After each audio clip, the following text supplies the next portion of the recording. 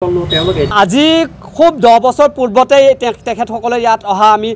গম পাইছোঁ যেহেতু নেকি পূৰ্বতে আমি দেখা নাই কাৰণ আমি ইয়াতে জন্মগ্ৰহণ কৰা আমাৰ আজি প্ৰায় 30-35টা বছৰ আমাৰ এখন বাগানৰ লগতে থকা এটা আমি নিজেই জন্মগ্ৰহণ কৰা আমি খেলা ধূলা কৰা সেই স্থানত কিন্তু তেনেকৈ সন্দেহজনক লোক আগত দেখা পোৱা নাছিলোঁ কিন্তু এতিয়া যিটো ধৰণে সন্দেহজনক লোক বাগিচাসমূহত গঢ় লৈ উঠিছে এই ক্ষেত্ৰত কিন্তু ভৱিষ্যতে আমাৰ চাহ জনগোষ্ঠীৰ লোকৰ ওপৰত প্ৰভাৱ পৰিব সেইটো কিন্তু নিশ্চিতভাৱে আমি আজি অনুভৱ কৰি আজি স্মাৰক পত্ৰ প্ৰদান কৰাৰ ক্ষেত্ৰত আগবাঢ়িছোঁ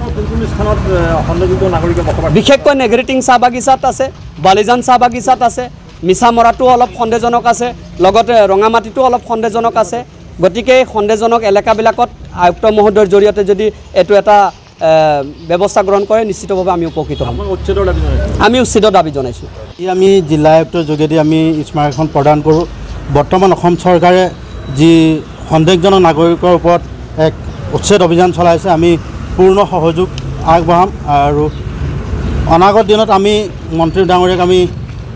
আহ্বান কৰোঁ যে আমাৰ এই দেৰগাঁও অঞ্চলত নেঘেৰিদিন চাহ বাগিচা বালিজান চাহ বাগিচা সেইসমূহ অঞ্চলতো আমাৰ সন্দেহযুক্ত নাগৰিক বাস কৰিছে আমি দেখা পাইছোঁ আৰু মন্ত্ৰী মহোদয়ক আহ্বান জনাওঁ বেদখলমুক্ত কৰক